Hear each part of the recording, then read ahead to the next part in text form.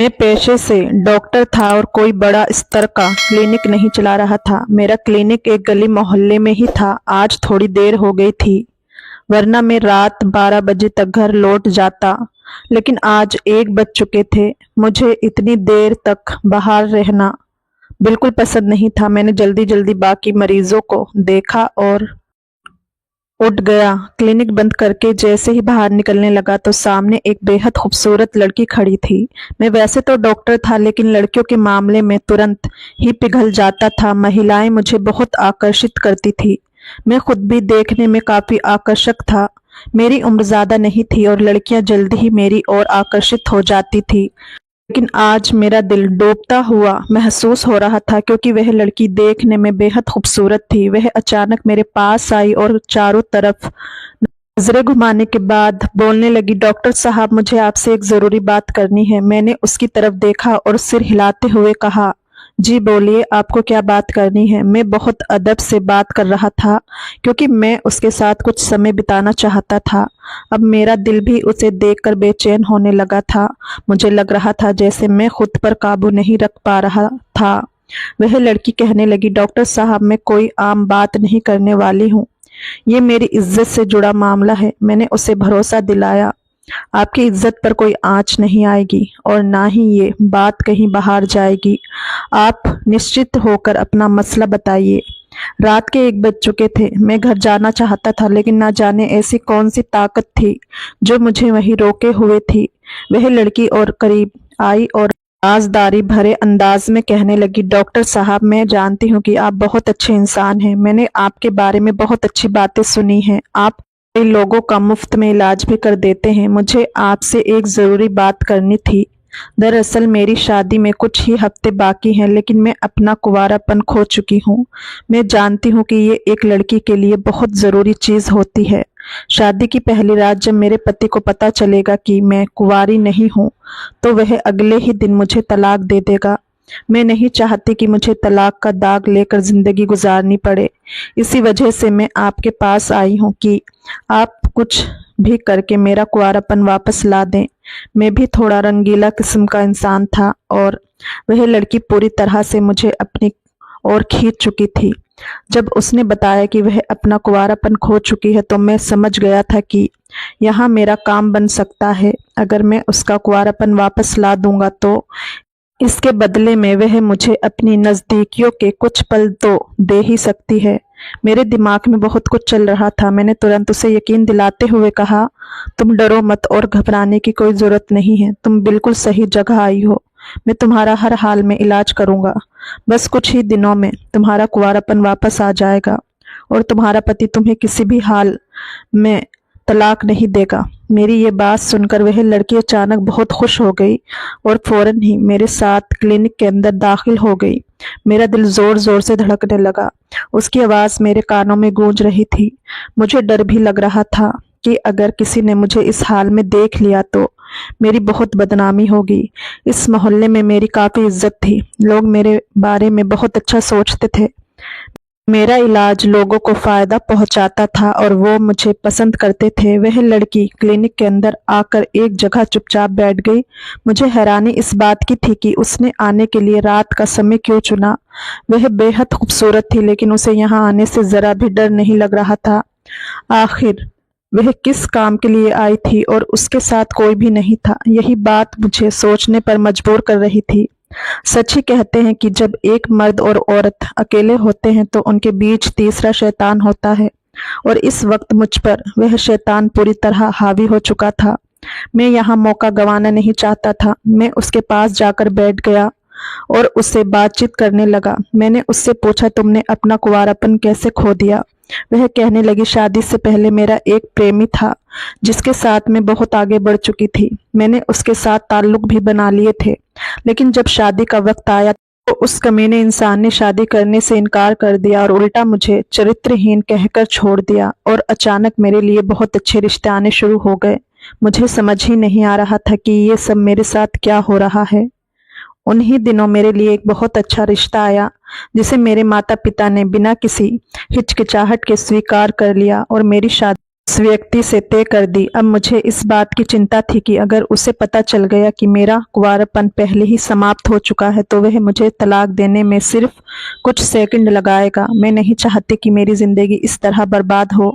वह लड़की अपनी नजरें झुकाकर मुझे अपने बारे में सब कुछ बता रही थी। मैं कुछ कहता इससे पहले ही वह मुझे कहने लगी, मैं आपको दिखा सकती हूँ कि मेरा कुंवारापन कैसे खत्म हुआ।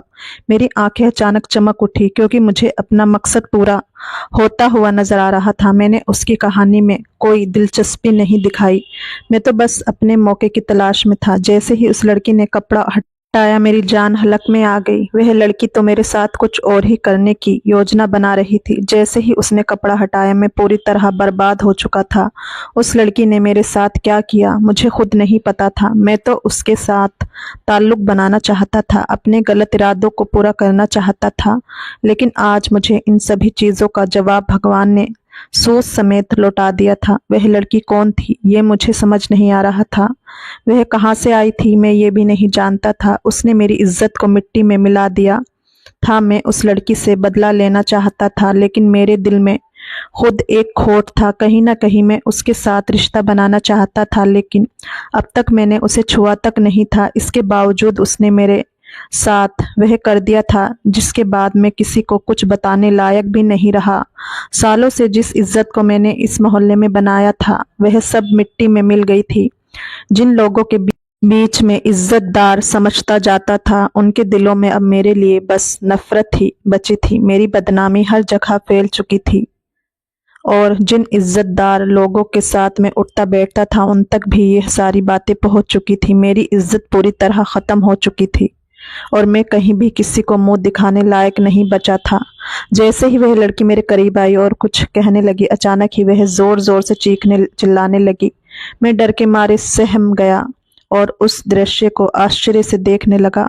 मैं जो अब तक उसके बहुत पास बैठकर उसकी सारी बातें सुन रहा था घबराकर अपनी जगह से उठा और दूर जाकर बैठ गया। मेरा दिमाग बिल्कुल काम नहीं कर रहा था। वह लड़की तेज तेज आवाज में लगातार चीख रही थी और उसकी चीखों से मैं बुरी तरह घबरा गया था। मुझे समझ नहीं आ रहा था कि उसे अचानक क्या हो गया। मैं डर के मारे एक कोने में खड़ा हो गया। उसकी चीखें इतनी तेज थी कि आस-पास पड़ोस के लोग तुरंत ही मेरे क्लिनिक के अंदर भागते हुए आ गए कि आखिर ऐसा क्या हुआ है जिसकी वजह से यहाँ से एक औरत की चीखने की आवाजें आ रही हैं। जैसे ही कुछ मर्द मेरे क्लिनिक में दाखिल हुए वह औरत तुरंत ही उनके पीछे जाकर छुप गई और रोते हुए कहने लगी, ये आदमी मेरी इज्जत पर हाथ डाल रहा था। मैं तो यहाँ सिर्फ दवाई लेने आई थी लेकिन इस आदमी ने मेरे साथ गलत करने की कोशिश की। जबकि मुझे कुछ समझ ही नहीं आ रहा था कि ये सब मेरे साथ अचानक क्या हो गया। मैं तो बस चुपचाप खड़ा था लेकिन मेरा दिल डर से बैठा जा रहा था। मेरे हाथ पांव डर के मारे कांप रहे थे। मेरा पूरा शरीर थर थर कांप रहा था क्योंकि मैं जानता था कि लोगों की नजरों में मेरा किरदार बहुत अच्छा था लेकिन ये औरत मुझे सबके सामने बदनाम करने पर तुली हुई थी। तभी एक आदमी गुस्से से भड़कता हुआ बोला, मैंने पहले ही कहा था कि इस बदमाश इंसान को हमारे मोहल्ले से फौरन निकाल देना चाहिए। इसकी नीयत हमारी औरतों के लिए ठीक नहीं है। लेकिन मेरी बात किसी ने नहीं सुनी और आज देखो इस आदमी ने एक मासूम लड़की की इज्जत पर हाथ डालने की कोशिश की है। वह लड़की और भी जोर जोर से रोते हुए कहने लगी, इस आदमी ने मेरी इज्जत पूरी तरह बर्बाद कर दी है। अब मैं किसी के लायक नहीं रही। हफ्ते भर बाद मेरी शादी है और इस आदमी ने मुझे कहीं का नहीं छोड़ा। वह इतनी जोर से रो रही थी कि मुझे लगा जैसे मैं जमीन में धंसता जा रहा हूँ। अचानक एक आदमी गुस्से में मेरी तरफ बढ़ा। मैं बुरी तरह हड़बड़ा गया। मैंने खुद को छुड़ाने की कोशिश की लेकिन वह आदमी काफी ताकतवर था। बल्कि अब तो 2-3 और लोग भी उसके साथ आ गए थे और उन्होंने मिलकर मुझ पर टूट पड़े। मुझे समझ नहीं आ रहा था कि मैंने ऐसा क्या कर दिया जिसकी वजह से मेरे साथ ये सब हो रहा था। मेरे मन में उस लड़की के लिए गलत ख्याल जरूर आए थे लेकिन मैंने उसके साथ कुछ गलत नहीं किया था। उन लोगों ने मुझे पकड़कर मेरे क्लिनिक से बाहर धक्का दे दिया और फिर गली के बीचों बीच ले गए। लोग अपने घरों से झांक कर देख रहे थे कि अचानक ऐसा क्या हो गया लेकिन कोई भी मुझे बचाने नहीं आया। वे लोग बिल्कुल भी रुकने का नाम नहीं ले रहे थे। जब उस लड़की ने देखा कि मैं बेजान सा जमीन पर पड़ा हूं तो वह तुरंत हमारे बीच आकर कहने लगी, अब बस इस आदमी को छोड़ दो। इसने मेरे साथ जो जुल्म किया है उसकी सजा इसे हर हाल में मिलेगी। मैंने फैसला कर लिया है कि मैं इसी से शादी करूंगी, क्योंकि अब मुझसे कोई शादी नहीं करेगा। ये सुनते ही मैं गुस्से से तिलमिला उठा। मैं पहले ही इतनी मार खा चुका था, लेकिन इसके बावजूद मुझ में इतनी ताकत थी कि मैं इस लड़की का सामना कर सकता था। मैं तुरंत अपनी जगह से उठा और गुस्से में दहाड़ते हुए बोला, मैं कुछ भी कर जाऊंगा, लेकिन तुम जैसी बदचलन औरत से शादी नहीं करूंगा। ये औरत अपने कुंवारेपन के खोने की वजह से मेरे पास आई थी ताकि मैं इसका इलाज कर सकूं, लेकिन मुझे नहीं पता था कि ये मुझ पर ही इल्जाम लगाकर मेरी इज्जत को मिट्टी में मिला देगी। मैं किसी भी हालत में इससे शादी नहीं करूंगा। तभी एक बुजुर्ग आदमी ने उस लड़की के सिर पर हाथ रखा और उससे पूछा, बेटा क्या तुम सच में इस आदमी से शादी करना चाहती हो? वह लड़की जोर से सिर हिलाकर बोली, हाँ अंकल, मैं इसी आदमी से शादी करना चाहती हूँ, क्योंकि अब मुझसे कोई शादी नहीं करेगा। मैं पूरी तरह बर्बाद हो चुकी हूँ। 1 हफ्ते बाद मेरी शादी थी, लेकिन अब मैं किसी को मुंह दिखाने के लायक नहीं बची हूँ। मैं आप सबसे विनती करती हूँ कि मेरी शादी इस आदमी से करवा दें ताकि मेरी जिंदगी संवर जाए। ये सुनकर वे लोग तुरंत इस बात पर राजी हो गए और मेरी तरफ बढ़ते हुए बोले, अगर तुम्हें अपनी जिंदगी प्यारी है तो इस लड़की से चुपचाप शादी कर लो, वरना हम तुम्हें कहीं का नहीं छोड़ेंगे, बल्कि हम तुम्हें चौराहे पर खड़ा करके बेइज्जत करेंगे और अगले ही दिन पुलिस के हवाले कर देंगे। वे लोग मुझे खुली धमकी दे रहे थे, लेकिन मैंने भी सीना तान कर कहा, जो करना है कर लो। मैंने कुछ भी गलत नहीं किया है और मैं किसी भी हाल में इस लड़की से शादी नहीं करूंगा।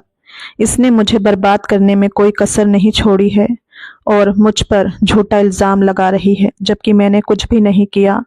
तभी उनमें से एक आदमी ने मेरे कॉलर को पकड़कर झकझोरते हुए कहा, तुम्हें अपनी जिंदगी प्यारी नहीं है क्या? अगर नहीं है तो ठीक है। फिर उसने अपना सामान निकाला और मेरे सिर पर रख दिया। वह गुस्से में बोला, तुम्हें हर हाल में इस लड़की से शादी करनी होगी। अगर तुमने आज उसके साथ शादी नहीं की तो यकीन मानो ये दिन तुम्हारा आखिरी दिन होगा। वहां मौजूद सभी लोग बेहद गुस्से में थे। मुझे समझ आ गया था कि अब मेरे साथ कुछ बहुत बुरा होने वाला है। मैंने खुद को हालात के हवाले कर दिया और कुछ ही देर में उस लड़की से मेरी शादी कर दी गई। जैसे ही शादी हुई वह लड़की वहां से चली गई और मैं वहीं सिर पकड़कर बैठ गया, सोचते हुए कि ये सब मेरे साथ क्या हो गया। कुछ ही देर पहले मैं बिल्कुल ठीक ठाक अपने घर लौट रहा था, लेकिन अब मेरी पूरी जिंदगी ही बदल चुकी थी। लेकिन मैंने पक्का इरादा कर लिया था कि मैं इस औरत के साथ अपनी जिंदगी बिल्कुल भी नहीं बिताऊंगा। मैंने खुद को मजबूत किया और अपनी योजना के मुताबिक क्लिनिक को बाहर से बंद करके अपने घर की ओर रवाना हो गया। मुझे समझ नहीं आ रहा था कि इस लड़की ने मेरे साथ ऐसा क्यों किया, आखिर इसके पीछे क्या वजह थी। लेकिन मुझे इतना गुस्सा आ रहा था कि मैंने किसी भी चीज की तहकीकात नहीं की, बल्कि उसी रात में वहां से दूसरी जगह चला गया और इस बात की खबर तक किसी को नहीं होने दी। अब मैं किसी और जगह जाकर अपना नया क्लिनिक शुरू करने वाला था। वैसे भी मेरा इरादा पहले से ही दूसरी जगह क्लिनिक खोलने का था, लेकिन जब मुझे इतना बड़ा मौका मिला तो मैंने बिना देर किए खुद को हालात के हवाले कर दिया और वहां से चला गया। मुझे नहीं पता था कि उस लड़की के साथ आगे क्या हुआ, वह दोबारा आई या नहीं आई, लेकिन अब मैं किसी भी मुश्किल में नहीं फंसना चाहता था। इसलिए मैंने बहुत दूर जाकर नई जिंदगी शुरू कर दी। समय का काम है गुजरना और वह अपनी रफ्तार से गुजर ही रहा था। जिस मोहल्ले में मैंने अपना नया क्लिनिक खोला, वहां के लोग मुझे बिल्कुल भी नहीं जानते थे। सब मुझसे बहुत इज्जत से पेश आते थे, लेकिन इन सब घटनाओं के बाद मैंने एक चीज जरूर सीख ली थी, कभी भी किसी औरत पर आंख मूंद कर भरोसा नहीं करना और ना ही उसे इतना हक देना कि वह मेरी जिंदगी को बर्बाद कर सके। मैं रात के 11 बजे के बाद अपना क्लिनिक बंद कर देता था ताकि कोई भी मुझ पर गलत इल्जाम ना लगा सके।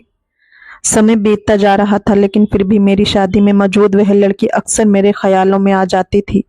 मैं सोचता था कि उसने मेरे साथ ऐसा क्यों किया, उसने मेरे इतने सालों की इज्जत मिट्टी में क्यों मिला दी, मेरे साथ ही ऐसा क्यों हुआ। लेकिन जो होना होता है वह होकर ही रहता है। इस वजह से मैं खुद को दिलासा देकर मजबूत बना लेता था। अब मेरी उम्र काफी हो चुकी थी। मेरे घर के पास जो मेरे पड़ोसी थे उनसे मेरी अच्छी जान पहचान हो गई थी। वे बहुत अच्छे और नेक दिल इंसान थे और मेरा बहुत ख्याल रखते थे। उनकी बीवी भी मुझसे बहुत प्रभावित थी। दोनों पति पत्नी ने ठान लिया था कि वे मेरी शादी करवा कर ही रहेंगे। जब उन्होंने इस बारे में मुझसे बात की तो मैंने मुस्कुराते हुए मना कर दिया और कहा, अभी मैं सिर्फ अपने करियर पर ध्यान देना चाहता हूँ और शादी के झंझट में नहीं पड़ना चाहता। लेकिन वे दोनों जिद पर अड़े थे कि मेरी शादी कराकर ही रहेंगे। मैं बिल्कुल भी राजी नहीं था, लेकिन जब उन्होंने बार बार मुझे मनाने की कोशिश की तो आखिरकार मैंने ये मामला उन्हीं पर छोड़ दिया और कहा, आप जिस भी लड़की को चुनेंगे मैं शादी कर लूंगा।